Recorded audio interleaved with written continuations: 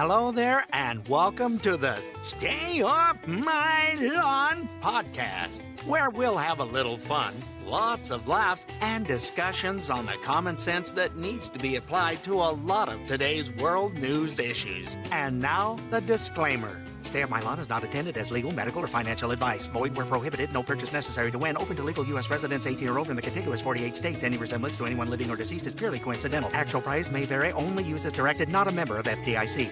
And now, here are your hosts, Mike and Richard. I have to give a shout out to my son. He made that music that we play every week. So Yeah.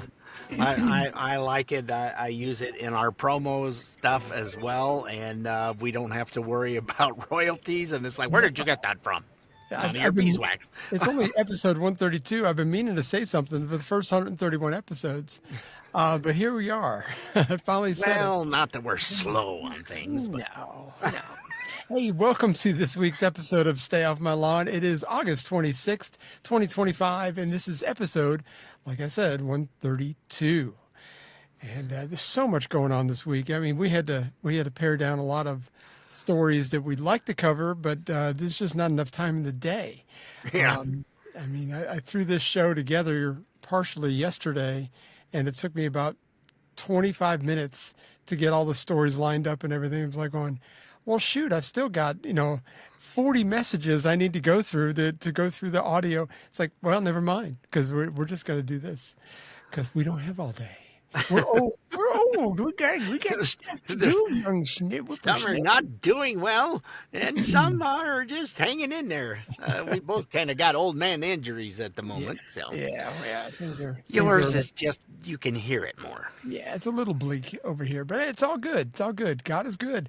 I think it was Friday morning, the former NSA head JohnBolton from Trump 1.0 got his house raided by the FBI. Gosh, it just sounds so familiar.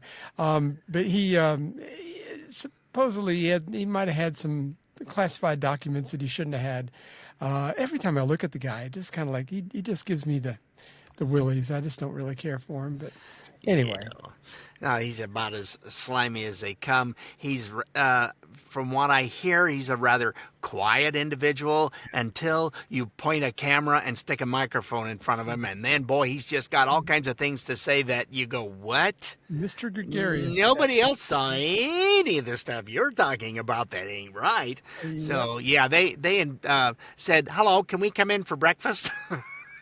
And he wasn't there. He was off somewhere else. So his wife had to deal with it. He's busy for an 85-year-old guy or however old he is. Jeez. Oh, and the stuff that he spews is just, are you serious? Do you think we don't have other means of finding that you're full of it? He's got a severe that your Depends need to be changed? What? Oh, his Depends are definitely full. That's for sure. Wow. But anyway, he wrote a book after about his little 1 year tenure with Trump 1.0, and he called the book "The Room Where It Happened." I have not read this book. I can't tell you what's in it, but supposedly there might be some stuff that he shouldn't have discussed openly like that. From what I understand, Buck Sexton used to be a CIA person, and he understands all this, and he went into depth on when he wrote a book, some of the stuff, just because he worked in the CIA, he had to get serious clearance on everything. He had to send the transcript to them. They had to go through it with a fine-tooth comb. It took weeks, if not months, to kind of get everything cleared. Well, his Bolton's clearance supposedly went through extremely fast. So, I mean, it's an arduous process. And if he had buddies on the inside, they kind of like fast-tracked it. I mean, I suppose that's how the government works a lot of times. But anyway, remember didn't that come out during Biden's administration? Yes, it came out in 20. Oh, that would be why it was fast-tracked. No, it was 2020. But he still had buddies in the whole community there. And remember when Mar-a-Lago was raided, someone asked Mr. White Mustache JohnBolton about it, and this is it's whiter than yours, trust me. Mine is still salt and peppery. Yeah, you got a little salt in there. That's good. No, you got a little pepper. I had it There backwards. you go. Yeah. Whichever. One or the other. I don't know. Here's what he had to say when Mar-a-Lago was raided. I don't think he cared about the classification system. I don't think he appreciated the sensitivity of this information, and he didn't appreciate the sensitivity of how it was often acquired, the so-called sources and methods. So this had been briefed to him before I arrived. It was repeated frequently. I think it simply had no impact on him whatever. It's very hard to speculate on motive other than that he liked cool things. He saw things that so he wanted to take them, and he was pretty much able to take them and not just on classified information matters, on all kinds of things that crossed his desk. Some days he liked to eat a lot of French fries. Some days he took classified documents. He wanted them. Why did he want them? Because he could get them. Again, severe case of TDS. I don't know. Well, I mean, they were there raiding his house for a reason. I don't know if he's got a vet and it's in the garage as well, or, you know, if it happens to be next to the gas water heater where things could go. Yeah. So this is back when Trump's Mar-a-Lago got raided, and you know, Trump wasn't in office. He expected him not to come back in office. Well, guess what? Guess what, Sparky? Tables have been turned. Well, and that's the thing. I was just talking to the wife about this yesterday, that in the first go around with Trump, not knowing the rules and what the deals are, he thought he had good people that were giving him advice, and you need to put this person in that because he's been here, blah, blah, and this person, okay. All right, well, he did all that. And it turned out most of them were just crookeder than a dog's hind leg. And this time around, the reason the news media can't keep up is because darn near every single member of his cabinet is busy doing what they're supposed to be doing. And if it's not this one winning over here, it's this one over here winning, and that one over there. And then we got this, and they're going, and the news media and the left are going, what's doing now? They're not taking the weekends off and calling it a day at 4:00 in the afternoon either, like they did during the Biden. Makes for a lot more news. We're having to, it's like, oh, what are we going to do when the election's over? We're going to be so holy crap. They're busy as they could be. What, 8:00 at night? Trump is talking? What do you do? Yeah, they're not happy about all that. No, they're not. I can't get any sleep. Well, he doesn't sleep. In all fairness, I think Trump was reveling a little bit in all this rigmarole with it when it went on with him. Here's what he had to say when the tables got turned on Friday. No, I don't know about it. I saw it on television this morning. I'm not a fan of JohnBolton. He's a real sort of a lowlife. When I hired him, he served a good purpose because, as you know, he was one of the people that forced Bush to do the ridiculous bombings in the Middle East. Bolton, he wants to always kill people. And he's very bad at what he does, but he worked out great for me because every time he doesn't talk, he's like a very quiet person, except on television. If he could say something bad about Trump, he'll always do that. But he really doesn't talk, he's quiet. And I'd walk into a room with him with a foreign country, and the foreign country would give me everything because they said, oh no, they're going to get blown up because JohnBolton's there. He's not a smart guy, but he could be a very unpatriotic guy. I mean, we're going to find out. I know nothing about it. I just saw it this morning. They did a raid. Do you expect the DOJ to brief you on this? Yeah, they'll brief me probably today sometime. And the foreign minister. I tell Pam and I tell the group. I don't want to know, but just you have to do what you have to do. I don't want to know about it. It's not necessary. I could know about it. I could be the one starting it. I'm actually the chief law enforcement officer, but I feel that it's better this way. I like that he felt like he had to school them on how the government works. By the way, I'm in charge of stuff. Well, and this is how he runs a lot of his businesses as, okay, I'm giving you this task to do, and he expects you to do that task and get it completed and have it be done right. Yeah. And if you're not, then we'll find somebody who will. And everybody that he put in that cabinet, they're all working. They're all doing what they're supposed to. Kristi Noem has been to the border more times than the cackle queen flew over it. She hasn't been to Europe either, so Well, she's actually been down on the border painting too. Well, yeah, she's.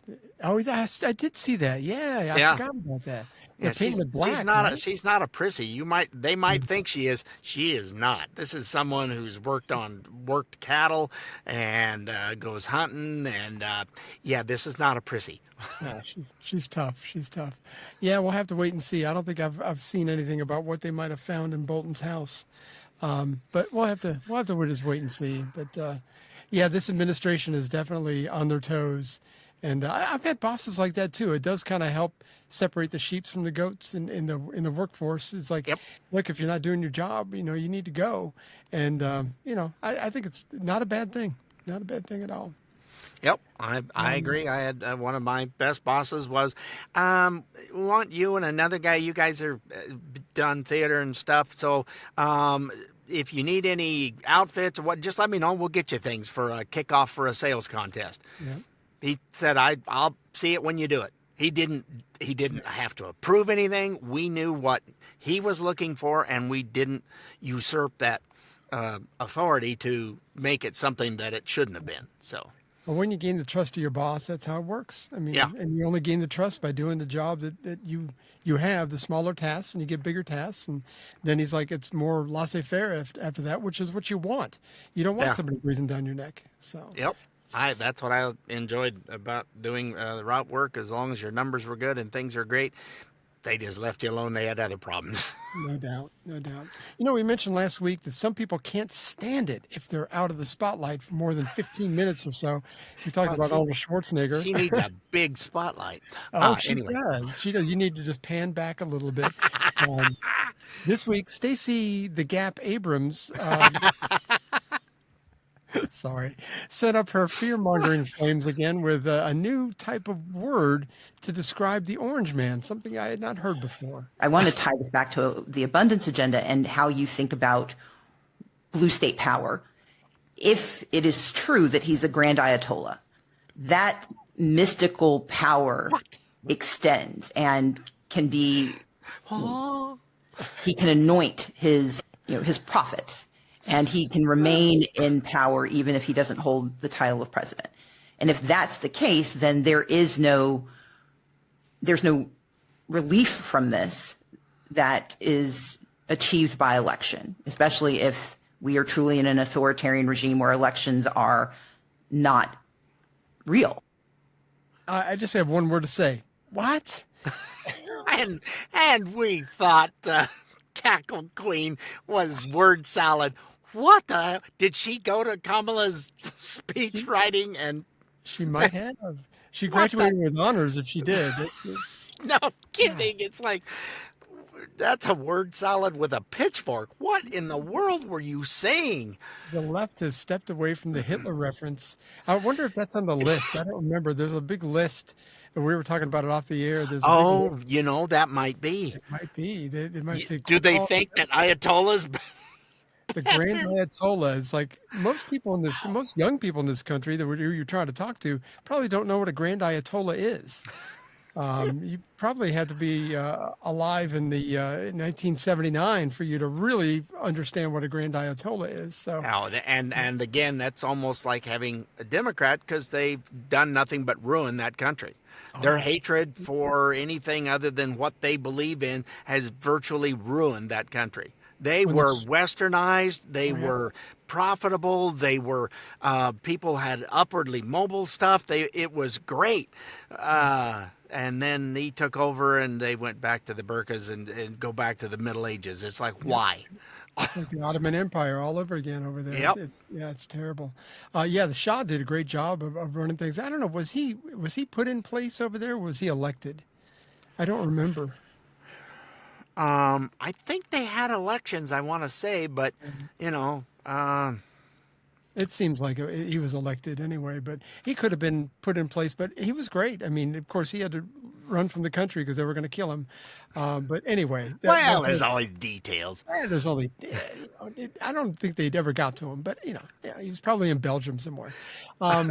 But I'm here. If I'm hearing her correctly, it sounds like what Obama said about his potential third term with an earpiece in his sweats, right? Because she was talking about, that he just had his profits, and they're going to be running the show long after he's gone.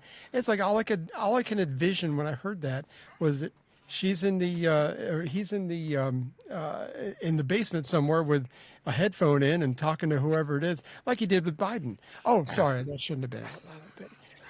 Yeah, Obama's just divided the country, and he was supposed to be a uniter, and it was anything but. And then his third term has not been very successful either. No, as a matter of fact, it was worse than the first two. Yeah. But I think a lot of people like Obama because he was the first half black president, and that's wonderful. I've got nothing against that. I think I think Condoleezza Rice would have made a great president, but nobody said anything about that because, when you boil it all the way down, it's truly not about skin color. It's about policy, and it's about if you're a conservative and black, well, God help you, they're going to ostracize you a whole lot more so than any white conservative.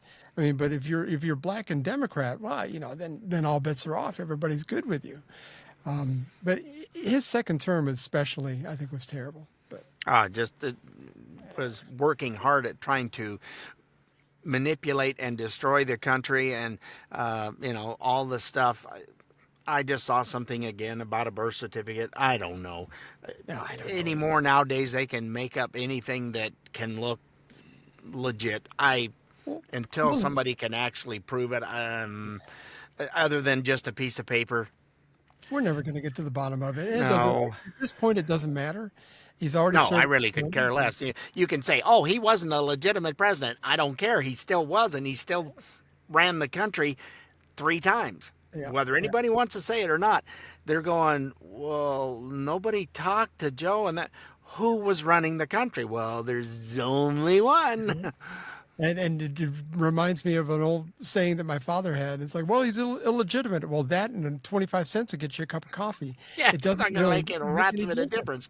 So they keep trying to push that. But yeah, no, he logged in to be in the White House virtually every day when Joe only logged in 6 times the last year of his presidency.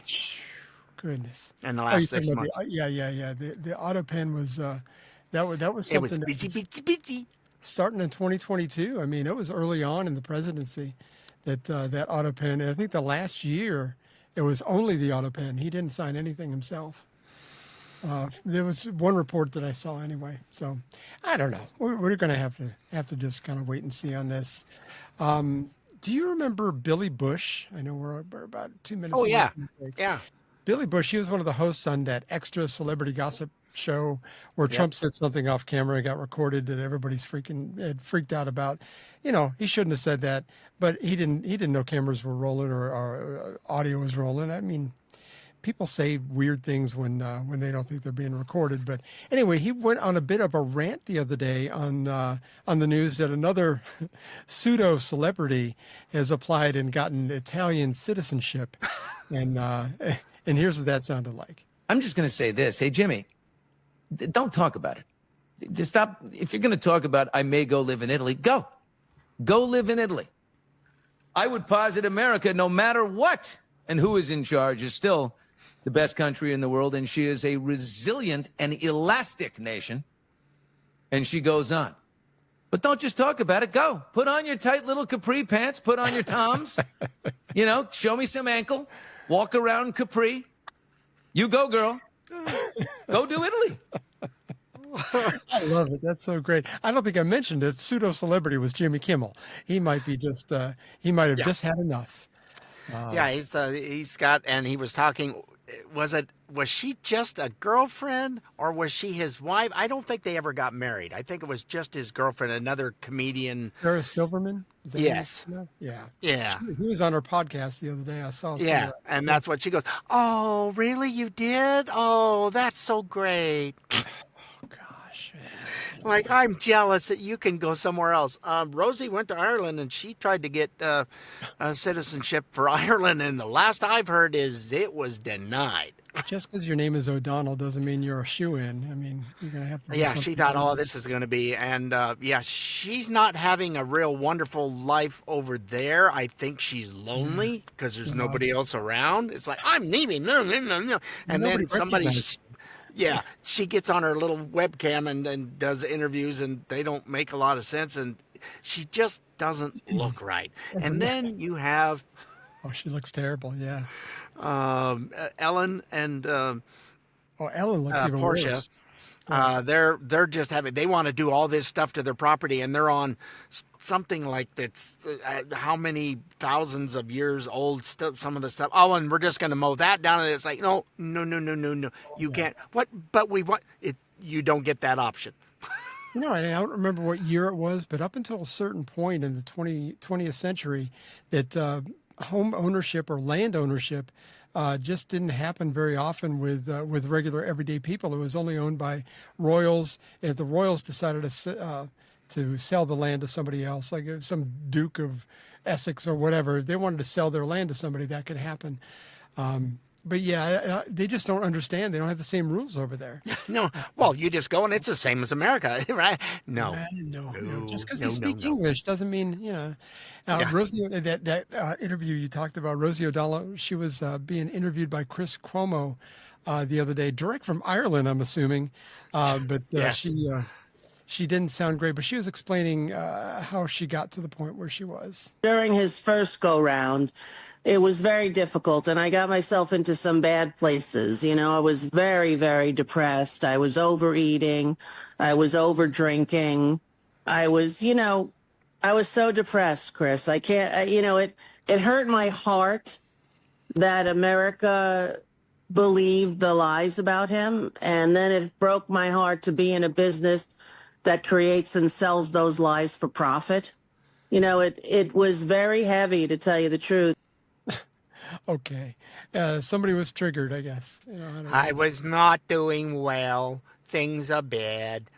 It's It like, seems like overeating has always been her problem, but I mean, what do I know?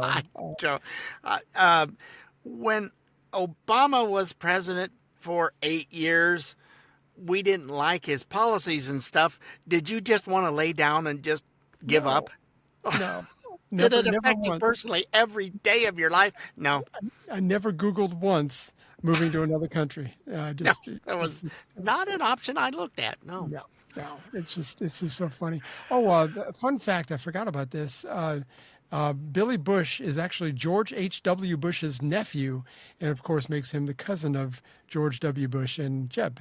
So something I did not know that. I thought it was just his name is Billy Bush. That's what I figured too. Yeah, he used to be on the shows, and I think he got tired of all the liberalism. And then, like a lot of them, he has his own podcast.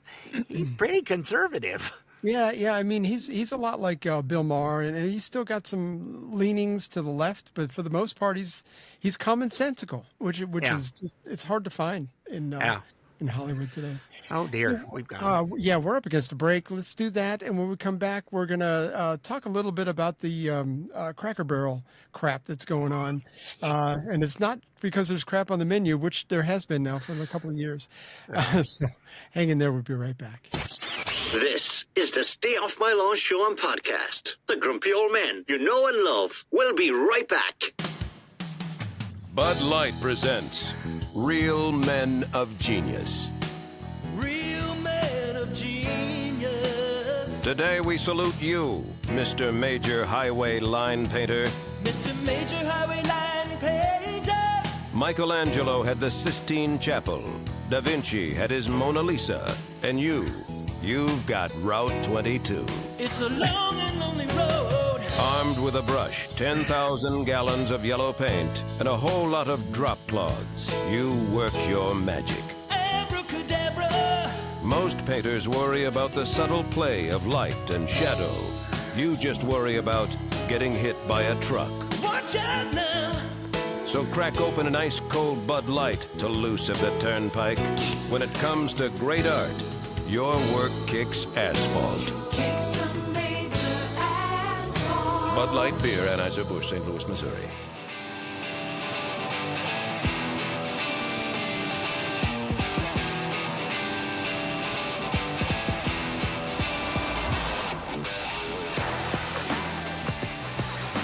That's a good one. I'm going to have to remember that. Toulouse of the Turnpike.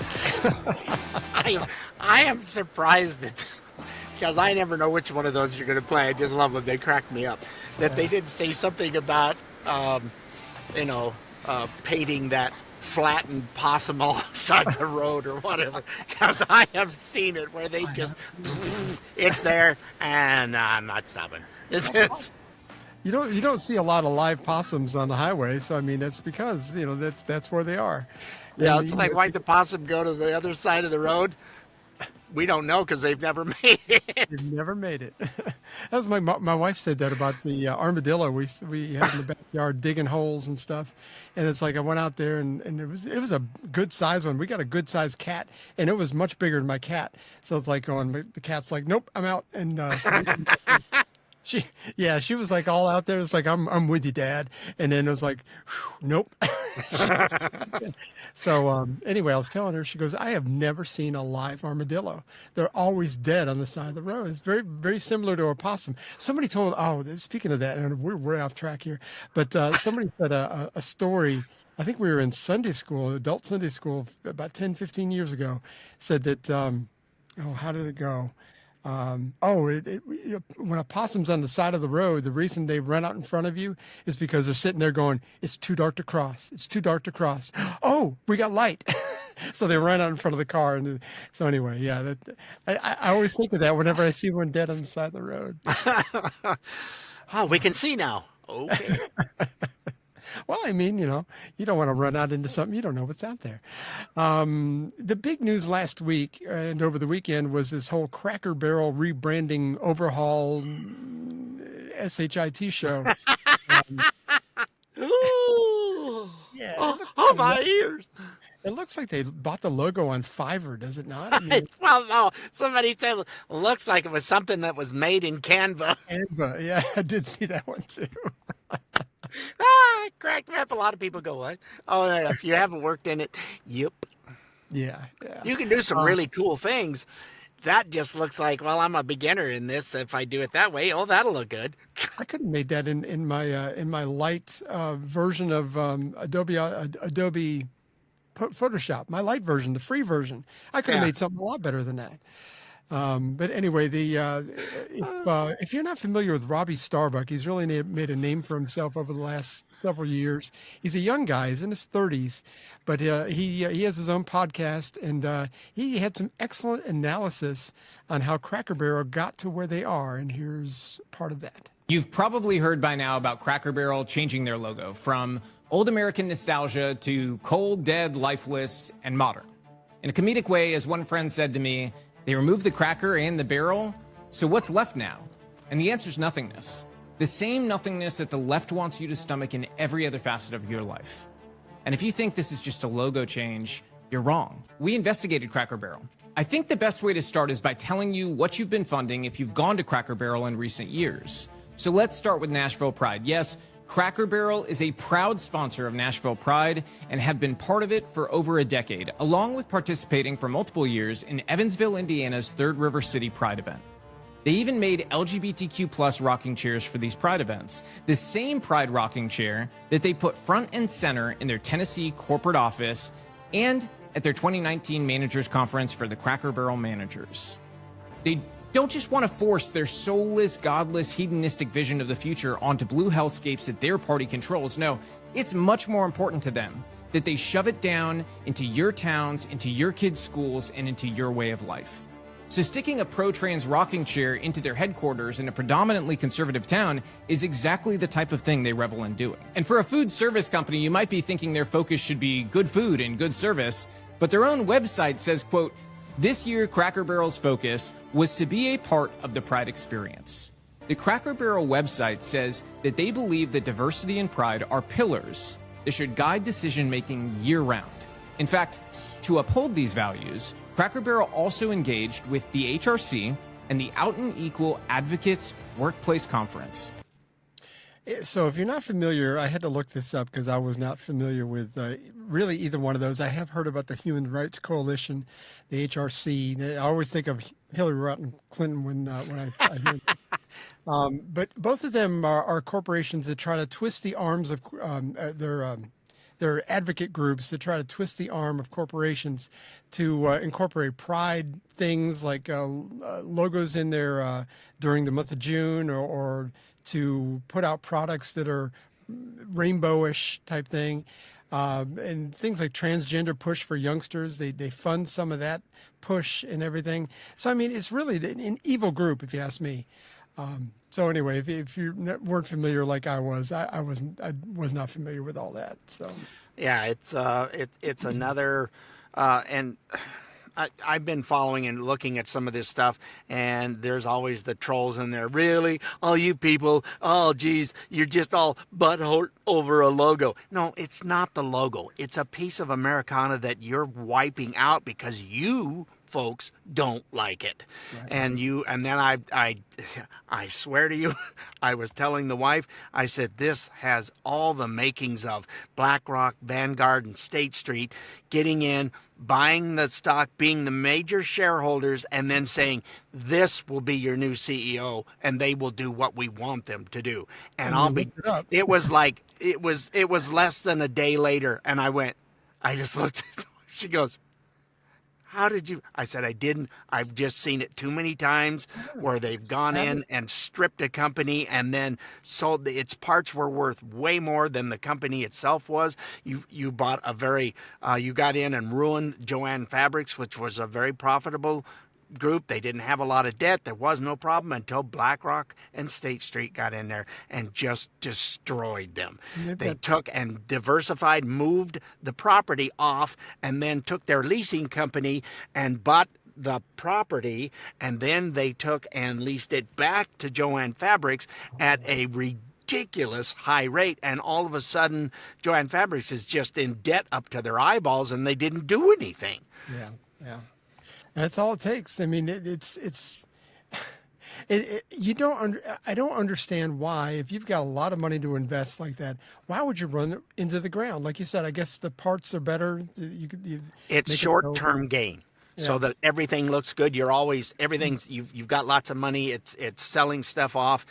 This stuff started to happen at Tractor Supply too. Yeah. And fortunately they didn't get their way on getting the CEO in that they wanted. The CEO came out and apologized profusely, put a letter out. We will no longer wiped out the whole DEI thing because all of a sudden their bottom line went just like it's doing at Cracker Barrel. They've lost close to $500,000 in capital. Yeah. Half a billion. I'm sorry. With a B. Yeah. I know last week alone, they lost over 100 million, I believe.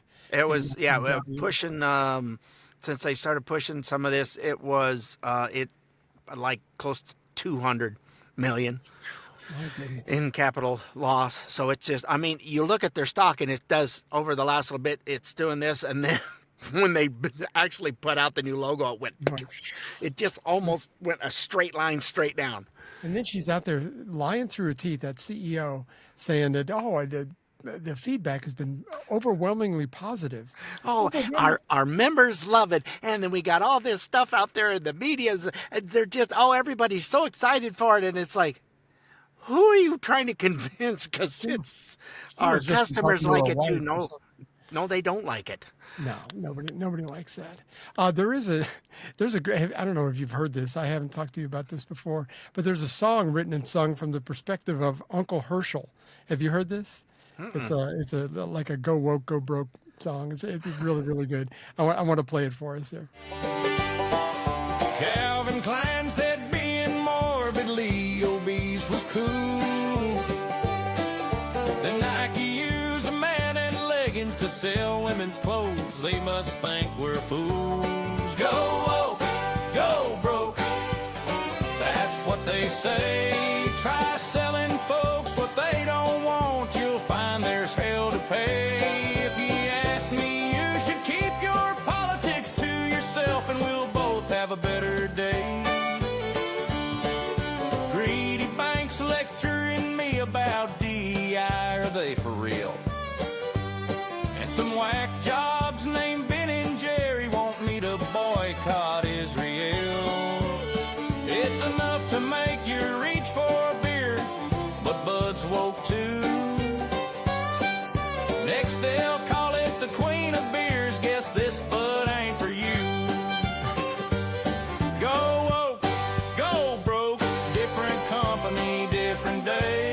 Sell liberal insanity and you'll see that business plan don't pay. Best Foods don't want your opinions on Trump. Just want mayo for my sandwich, that okay. Why, oh, why do brands insist on committing suicide? Cracker Barrel, you could left me on the logo and just let it ride. Hey, Wall Street, God, politics, and sex ain't your business. So do me a favor and stay the heck out of mine. Go woke, go broke. That's what they say. Had enough of your brand sermonizing like yesterday. Stick to selling your screens, beans, and widget machines. Oh, and did I mention Sydney? Sweeney has great genes. I thought that was worth sharing. That was pretty good. I saw a little bit of this. They took an animated Uncle the Herschel Cracker- on the logo. on the Cracker Barrel thing. He's playing away, and it's it really well done. What It you can was. do nowadays. Oh, Quickly that's done. Oh my gosh. Yeah. I don't know whether it was AI done or not, but it was really good. But the message is perfect in that. yeah. So. Oh, I agree 100%. It's just so, like I say, these trolls that are in there. Oh, you're getting all hurt over a logo. No, it's not the logo. It's everything else that's done. It's like I said, it's kind of a piece of Americana. And you and I were talking off air about their food, and since BlackRock and Vanguard are the two biggest, I'm sure they wanted to cheapen things. They went from anything that resembled fresh to stuff out of a can and frozen. And guess what it tastes like? Stuff out of a can and frozen. Absolutely. It's and I used to love to go have breakfast there and stuff. Their cheesy hash browns were really good. Now they just bring them out. Somebody said the other day, they bring them out cold. Oh What? my gosh. Oh my No. gosh. Yeah, we used to go for dinner a lot of times because their roast beef platter is always fantastic. Yeah, my wife but loved man, that. that went way downhill. I mean, they actually took that off the menu for a while. It's like that was my favorite thing. I don't know. Like you said, the whole DEI and the pride stuff. No wonder you said their margins were like 1.5%, 1.6%. 1.6, yeah, is what they're working on razor thin, and they thought, well, this will bring it back. No, what few regulars you have now left. To compare it, McDonald's works on anywhere between 5 and 6%. Yep. So it's and a lot of the fast food places are in that neighborhood between 4 and 6%. So for them to be 1.6% and then kind of like stab themselves in the chest with a steak knife, I just don't get it. But Well, they're running the company in the ground. They found a CEO that does not look like something that's ever been inside. If you saw that lady in a Cracker Barrel, you'd go, wow, you're in the wrong place. She's not. I'm assuming she's taking her grandparents out or something. It's like, what the heck? Must have broke down, is what I would have thought. She does not belong there. She doesn't belong as the CEO. She has no idea what the culture was. Oh, we're just going to change it. Everybody's loving it. No, they're not. No, they certainly are not. Speaking of people who don't love things, some are obviously not happy about the National Guard helping the D.C. police, even though crime is down 83%. I just saw this morning that it's 12 days in a row with no murders. No murders. That's right. That doesn't happen. No, it sure doesn't. And as she tends to do, Jasmine Crockett goes on a rant on Gavin Newsom's podcast. I wonder what Gavin works on more, the podcast or being governor. It seems like the podcast. I think it's a podcast because it sure as heck ain't being a governor. And we'll have more about that here shortly. We will.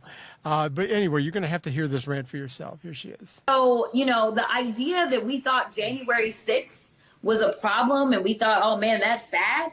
And, his army then was a bunch of white nationalist races, whether we're talking about the Proud Boys or the neo-Nazis or whomever, those guys were the ones that made up his army on that day to try to pull a coup. Now you're talking about a guy that every time he disagrees with something, he uses the power that he has because no one around him is checking him, whether we're talking about those in his administration or whether we're talking about the courts or if we're talking about the Congress. That is one of the reasons he is so desperate to make sure that he can win in the midterms, is because he knows that Democrats, it's not even about partisanship. It's about doing what's right. It's about doing the American thing.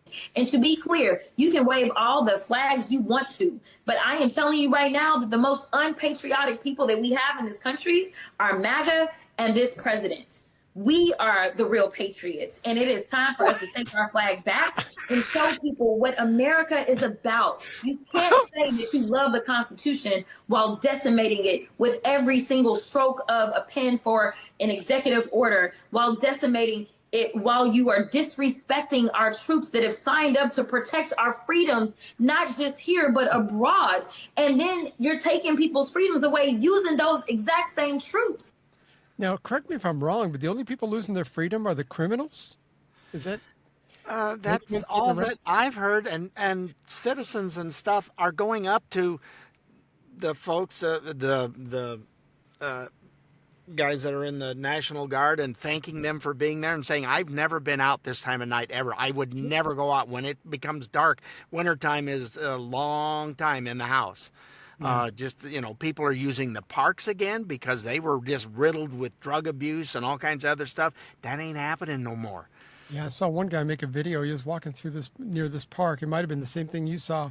He says, 2 or 3 weeks ago, there was a bunch of homeless out there. There were tents. There were people shooting up. I mean, it was, and he showed the video. It was like it was all cleaned up. And this is a local, obviously somebody who's happy with the way everything has gotten cleaned up. So. How do you go out and protest against crime being taken care of? I don't get it. Excuse me. Do you like being overridden by some of these people and being shot at or getting killed in crossfire from two gangs that's happened a lot? Innocent children have just been. If Biden did that, they'd have been peeing on themselves, being so happy. So I mean, this is it's all because Trump is behind it. That's all. It's just a big wad of TDS. So. Well, and saying that he can't do that. D.C. is not a state. It is a federally run piece of ground, and they go, well, we need to make it a state. Not going to be, ain't ever going to happen. You're going to have to change the Constitution because it's not going to happen. I read one thing where if it was a state, it would be the most dangerous state to live in the entire country. Yep. I mean, yeah, no doubt, because... And it's been that way for years. Oh, I know. And they have some of the strictest, most awful gun laws on what you can and who can have. Well, yeah, nobody can have any guns in D.C., so the criminals are. It makes it really easy. You just mow everybody down.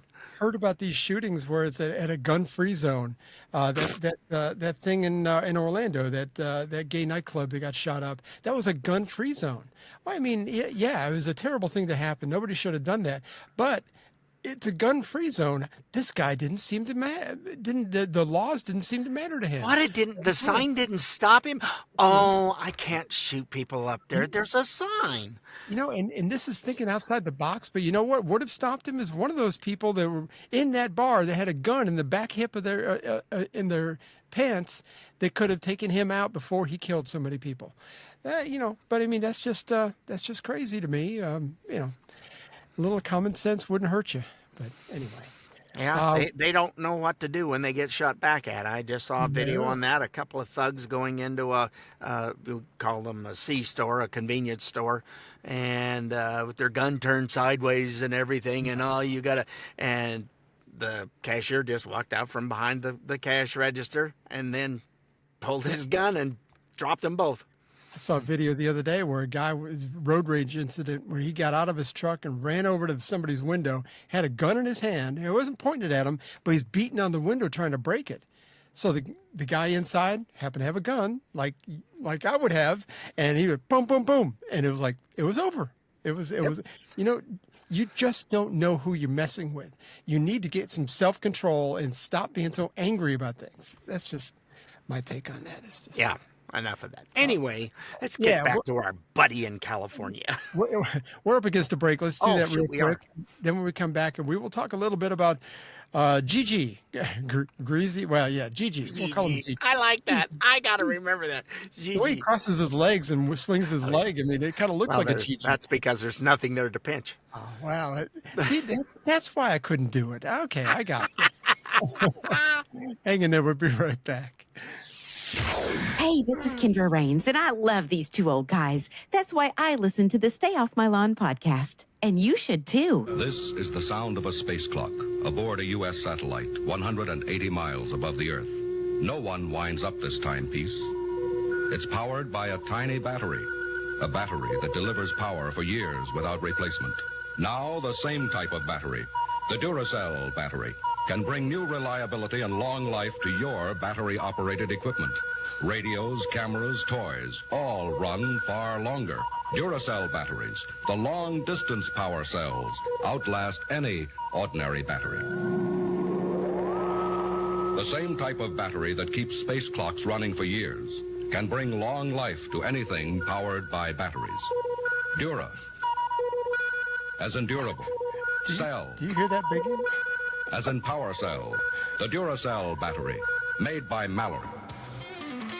I thought I was going to pass out for a minute. I didn't know what that was. Wow, that one went on for a while talking about that was before the days of boom, boom, boom. Yeah, copper top battery. They didn't live up to the 30-second rule. That's for sure. Oh, gosh. Oh, wow, I hadn't heard that in a long time. Yeah. Bed Bath & Beyond went out of business a few years ago, but have been bought, and they are going to start opening some stores. And the CEO, his name is Marcus Lamanis, if it's Americanized. I was going to say, if you say Aurelius, I'm going to come over there and pop you. No, he is not Roman. But and maybe he keeps it French, Lemony, it would be, I guess. Anyway, he released a statement last week, and Richard's going to read that for us. He said, "We will not open or operate retail stores in California. This decision isn't about politics. It's about reality. California has created one of the most overregulated, expensive, and risky environments for businesses in America. It's a system that makes it harder to employ people, harder to keep doors open, and harder to deliver value to customers. The result? Higher taxes, higher fees, higher wages that many businesses simply cannot sustain, and endless regulations that strangle growth. Even when the state announces a budget surplus, it's built on the backs of ordinary citizens who are paying too much and businesses who are squeezed until they break. At Bed Bath & Beyond, our responsibility is to our customers and our shareholders. We will not participate in a system that undermines both. Instead, we are investing in a California strategy that works. 24 to 48-hour delivery and, in many cases, same-day service. Californians will continue to get the products they love through bedbathandbeyond.com, but without the inflated cost created by an unsustainable model. We're taking a stand because it's time for common sense. That's what we've always said on this show. Is like, we're not necessarily Republicans. We lean conservative on a lot of things, but if it doesn't make common sense, I don't care who comes up with the idea. I've opposed Trump on a lot of things too. Let's just get back to common sense. Sit back, think about it, take a sip of water and go, okay. I mean, it doesn't make any sense. There's a lot of businesses leaving California. You said there's been over 1 million people left, right? Right close to 1 million people have left. That they are on They have 1 million fewer people in California despite moving in and moving out, and it costs almost twice as much to rent a U-Haul to get out of California because there aren't any coming in. It's a real problem. The other thing is, it's like 900,000. It's pushing 1 million that have left over the last few years. On top of that, you go, well, it's 1 million people, man, whatever. Well, you should be losing a representative, for one. Two, there's something like 400 businesses that have said, see ya, and that's even worse. We talked about In-N-Out moving to Tennessee. Yeah, and they're happening all the time. You've got HP, you've got Oracle, you've got SpaceX is moving out. You've got a lot of big name companies that are providing a lot of the taxes. Well, you're going to be, it's a socialist state. Let's just call it what it is. And you're about to run out of other people's money because you went from when, Gigi, I love that. When Gigi became governor, they had a $60 billion surplus.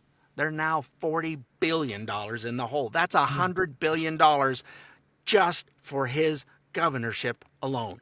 You cannot keep trying to take from others and give to those who don't want to do anything but sit on their ass and give me the money. Well, a lot of that money also went to providing food and health care to illegals. Yep. Because they're this sanctuary state, which is wonderful for you. But I mean, don't don't ask for government assistance if that's how you're going to spend your money. I mean, if you're not a good steward of your money, that's the way it goes. This Marcus guy was interviewed a couple of days later about any response he got from California, and this is what he had to say. Well, I think the thing that was really surprising to me is that I tried to articulate in a non-aggressive way exactly why our company wasn't going to reinvest capital in California. And what I found out this afternoon is that Governor Newsom has enough time to respond to a tweet as opposed to a private DM or having somebody reach out to remind everybody in America that in 2023, before we bought the intellectual property, that the company went out of business. We all know that Bed Bath went out of business a few years ago. Now we're trying to make a comeback. And I would think that a governor would want to attract investment, attract capital into the state. In fact, he did the opposite. He rejected it. It's a very simple model for me. As a capitalist myself, I want to do business in all 50 states, and I want to do business with all people of all political parties. That's part of being a capitalist. But what I don't want to do is put my shareholders, my employees, and myself in a situation where we're regulated to a zero. And we don't want to spend $100 million coming into California and then find out that the state's going to take it all and waste it all. Yeah, that's exactly right. It's just common sense. Well, yeah, they don't have, not Bed Bath & Beyond, but the Democrats in California don't have the common sense contained in a gnat fart. No. That's good. That's good. But I mean, I don't think that it's almost like we were talking about BlackRock and Vanguard. It's almost like they don't understand how the system works. The capitalist system works for everybody. If you got to figure out the rules and figure out how. They're still on this kick with socialism, and that capitalism has lifted more people in the world than socialism has ever worked, because socialism has never worked, will never work. You run out of other people's money, and it's right there in front of you in California, and it's getting worse. Yeah, and even more evil is that communist governments have killed more of their own people by far than capitalist governments, because capitalist governments, I think, are still at zero. But I mean, you got people like Stalin and Pol Pot and Mao. I mean, they killed a lot of their own people. I mean, why in the world do some people in this country look at that model and say that's what we want for here? Because they've not been told the truth about it. It's not how it's presented in the indoctrination centers across the country. It's true. Whether it be in regular public schools or in the universities are terrible. They're giving you all the great stuff instead of the actual facts. Yeah. No, you're right. You're right. Hey, the president had another win on Friday. Here's Fox News' Brian Yennis explaining what that actually entails. Tonight, 5 justices of New York State's Appellate Division unanimously deciding to throw out a more than $500 million fine imposed on President Trump by Judge Arthur Engoron last year in a civil fraud case brought by New York's Attorney General Letitia James. 2 justices even calling the more than $515 million penalty, quote, an excessive fine that violates the 8th Amendment of the United States Constitution. But while the penalty was thrown out, the result of the case was not. A majority, 4 out of the 5 judges, reaffirmed President Trump, his sons, and the Trump Organization are liable for business fraud, for falsely inflating their net worth to obtain better loans. The court also confirmed Attorney General James had the authority to pursue this case. One justice, David Friedman, disagreed, calling A.G. James's case essentially a political witch hunt. Quote, plainly, her ultimate goal was the derailment of President Trump's political career and the destruction of his real estate business. The voters have obviously rendered a verdict on his political career. This bench today unanimously derails the effort to destroy his business. President Trump agrees, writing on Truth Social, quote, total victory in the fake New York State Attorney General Letitia James case. He then called James a corrupt and incompetent attorney general who only brought this case in order to hurt me politically. Tonight is the latest legal win for the president, who successfully has had both the January 6th federal election interference and the classified documents cases dismissed. Meanwhile, the Georgia election RICO case is frozen in legal limbo, and the president is appealing his New York criminal conviction on falsified business documents, along with E. Jean Carroll's defamation case. And Attorney General James said that she's going to appeal, and it's rumored that she was so upset she ate 3 boxes of Twinkies. That's a rumor. Only 3? Only I 3. thought that was her normal daily intake. It could be. It could be. Oh my gosh! So it was a partial win, not necessarily a full win, but it was... Well, it's taking stuff that was that might have been a misdemeanor at best. You had some of that crap that's going on, and when you have the business, what is it, Deutschland Bank, was it? Deutsche Something Bank. like, yeah, Deutsche Bank, come in and say, no, we do business with him again. He paid interest. We gave him the loan. He paid the interest on it. He paid it early. We'd be happy to do business with him again. No, we're going to get him for, really, this is coming from someone who has committed mortgage fraud. Yeah. So. Yeah, exactly. And you know, and then he's been debanked too, remember? And we were going to talk about this last week. Citibank, yeah. Yeah, what was it, Citibank? And yep, I will not do anything with Citibank or Chase. They're both as crooked as a dog's hind leg. I don't care for either one of them. But I think it was a few years ago, they just said, you got to come get your money and take it somewhere else. And it's like, for really no reason other than TDS. Again, I mean, the hatred for this man is just, it's remarkable. Absolutely remarkable. It's somebody that's fixing this country from the destruction that it's gone through. Yep. So, and in a related story, the Democrats are profusely bleeding voters, while Republicans are picking them up. What a segue! Bravo! See, look at that. We just had to. We have to try. That's all. We don't always hit the mark, but, you know. Very good. Yes, it's the numbers. Yeah, the what's happening to the Democratic Party, and I had to explain this to someone recently. The math on it wasn't mathing for them, but you have the Democrats had lost 2.1 million voter registrations. The Republicans gained 2.4. So the two of those together makes 4.5 million increase in voters for Republicans, because when, say, you start out even like this and they drop down here, you're still even here, all of a sudden you get the 2 point, now you're doubly behind. Yep. And it's over 30 states that keep track of the registration, and it doesn't matter. Every single one of them had blue arrows going down. They were losing every single state. So you got to wonder, if you did add in the other 20 states that don't count Republican and Democrat registers, I mean, you got to wonder how much it might be, upwards of 7-8 million. I mean, you just don't know. It's just not going well. And we were talking off the air about this, that the Democrats are still doing and pulling some of the same stuff they did to lose the last election. They're still doing right now. It's like, and then they think this list of don't say these words anymore, birthing person and sperm donor, whatever the heck they've got for terms. It's like, don't say that stuff anymore. And apparently you shouldn't be using Hitler anymore either, because now they're off on Grand Ayatollah now. Like, what? What the hell are you even talking about? So, yeah, the Democrats, I don't know how they're still walking around. Their feet have got to look like Swiss cheese. They've shot themselves in the foot so much. That's a visual. I like that. Yeah, I don't want to look at any of their feet, but yeah, that's really, our favorite statistician over at CNN, Harry Enton, was actually talking about some of the other wins that you might not hear so much about that Trump has had.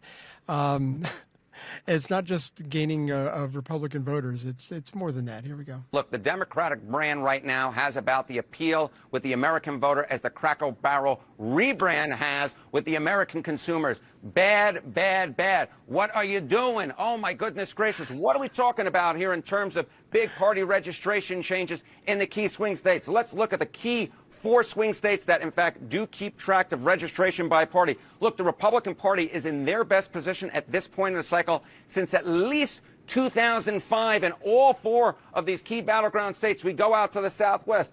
Arizona. How about Nevada? Republicans haven't done this well since 2005. Oh, my goodness gracious, at this point in the cycle. North Carolina, I couldn't find a point at which Republicans were doing better at this point in the cycle. It's at least this century. It probably goes way back in the last century. And Pennsylvania, very similar. Republicans doing better at this point than at any point this century, at least as far as I could find.